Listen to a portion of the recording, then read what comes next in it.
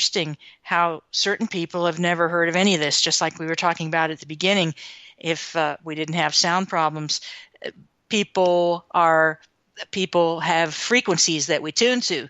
So we tune to frequencies of interest to us, our jobs and our families, but also in our recreational time. Are we into football like the Super Bowl, or are we into the paranormal stuff like a show like this, or gardening, or horseback riding, or anything. Let your imagination grow wild. What we want to focus on determines our frequency settings. And if you're a hammer, everything in the world starts to look like a nail because that's all you do.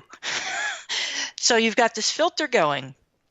So my book is for people who may not have a lot of time. It was meant to be an airport read, an easy read, but an interesting read. Stories It is an interesting about read. things that really happened that most people may have never heard of, like UFOs over the White House, over the whole Capitol, Washington, D.C.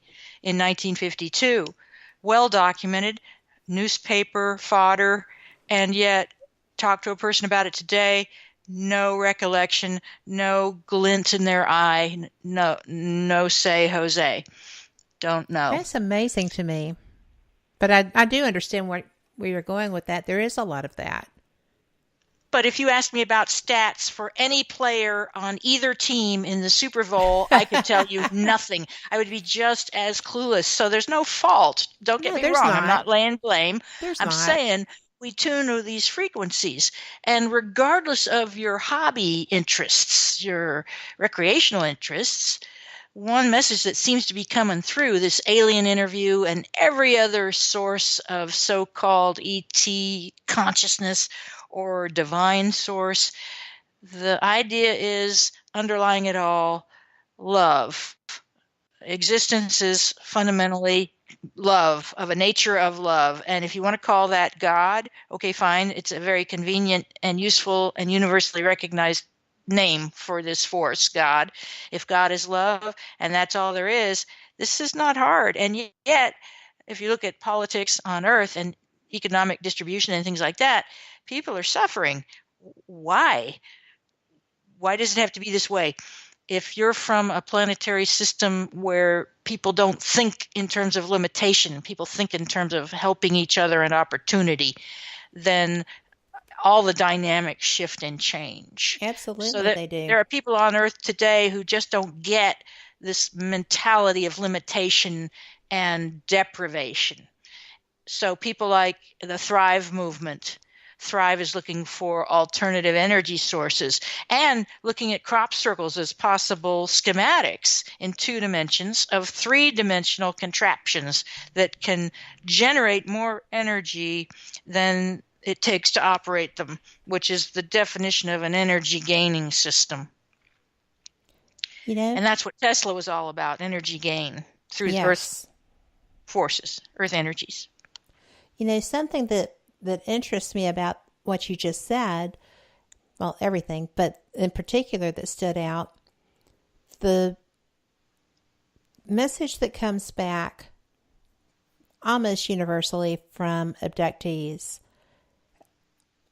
and others who cross a conscious plane for communication seems to be love. You're not taking care of your planet. You need to have love. If you're loving things, then you're going to take care of things. If you're loving each other, you're going to take care of each other.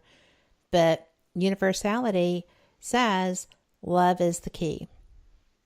And I would like to think that if somebody is going to the trouble of coming here and dropping a design, we're talking ancient geometry, and the one that was in, oh goodness, the one that looked like a hard drive, the one that looked like computer code. Oh, yeah, the cop circle with the alien holding up a data disk. Yes.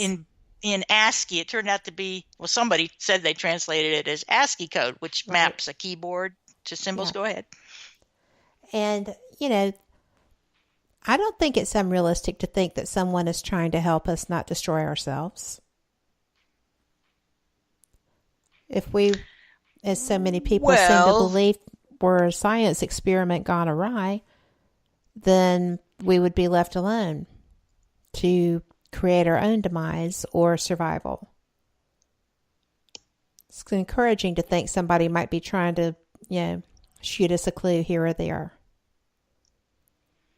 it is encouraging, but all the evidence that I have from years and years of research is that ETs are scientists. They're Yes. clinicians. They're clinical in their approach to humans.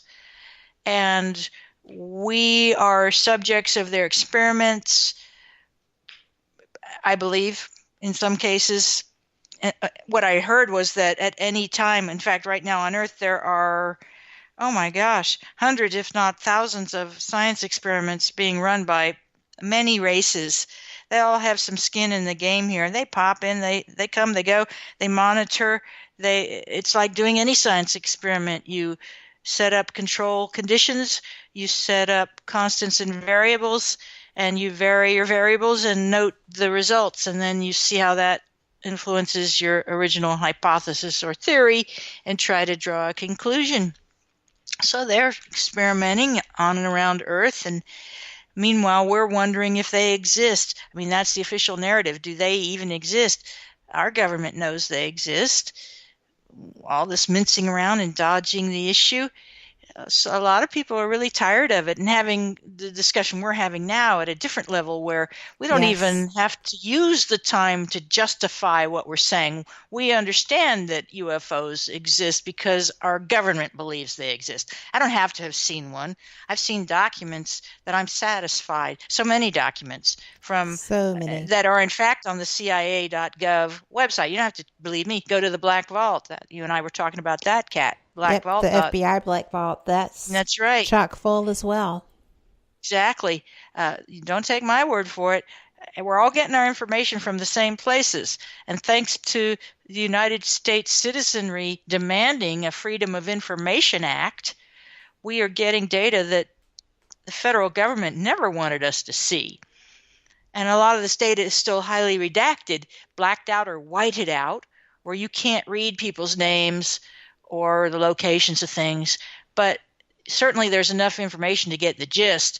And the gist is that our government was talking about flying saucers and discs and UFOs and speculating where they might be from, what they might look like, as well as collecting reports from very credible pilots and other witnesses, radar operators, that stuff was happening.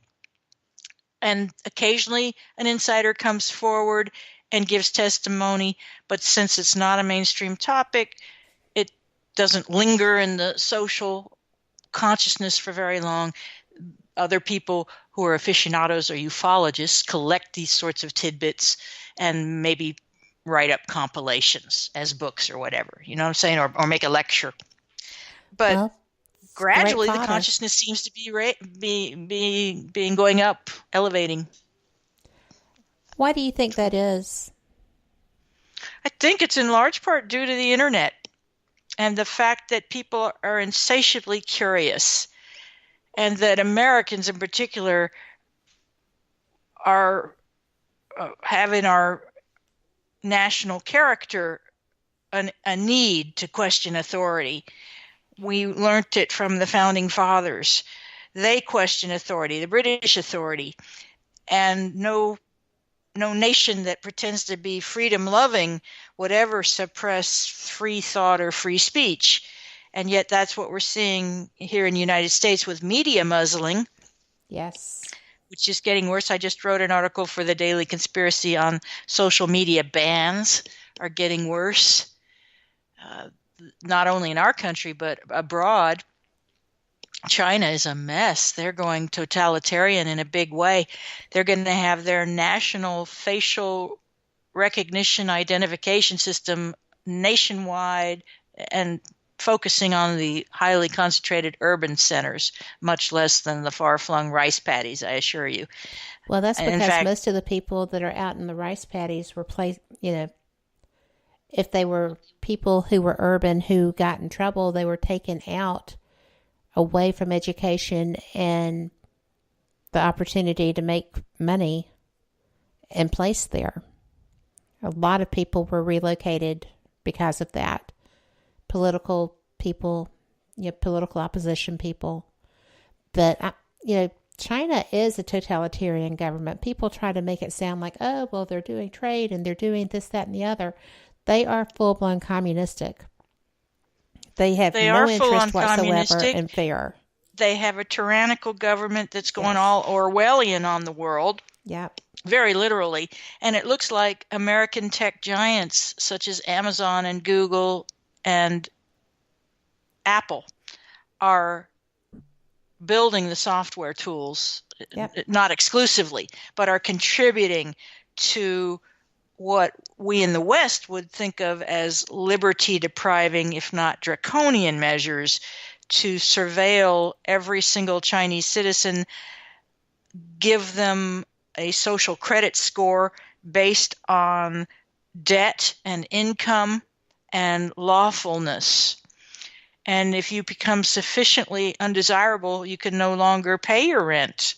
Probably get an eviction notice that's automatically generated. I'm speculating here, but knowing how these systems work, one article did say that if the social rating score drops low enough, a person can't buy a train ticket to travel, can't buy gas. I was going to say petrol because that's the term they use over there, but gasoline for their car.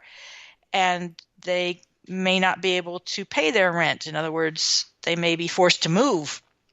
And low-income people are being punished with lower scores. The lower your income, you're being punished for being poor. And you're punished if you speak out against the government. And you get rewarded. Here's another interesting part of it. You get rewarded if you contribute to your community. And it's not entirely clear what that constitutes. But there is now an app. It was released just a couple of weeks ago in a northern area of China. It's a tattletale app, a public shaming app. Yes. It's for debtors. So if you're running this app on your mobile device and walking around, it will show you within 500 meters, which is 550 yards, anyone who owes anybody money. And it alarms and identifies the person. It probably flashes. Again, I'm speculating. But it identifies people, and you can walk up to them. And the idea is you do walk up to them and shame them. For shame, you owe money. How can you live with yourself? You're shaming your family. You're dishonoring the nation. You are not trustworthy. Because that's the big keyword behind this Chinese social initiative. The people who pay their bills on time and don't question the party narrative and who have good high-paying jobs, by good I mean high-paying jobs, they are blessed in the social credit score system. It's analogous to our credit rating system that Experian and Equifax and TransUnion run. But in this case, it's integrated with the criminal justice system, the educational system, the healthcare system, the transportation system. So every system is interwoven. It's basically a Nazi dream come true. Oh, I am going to have to interrupt you, Jean.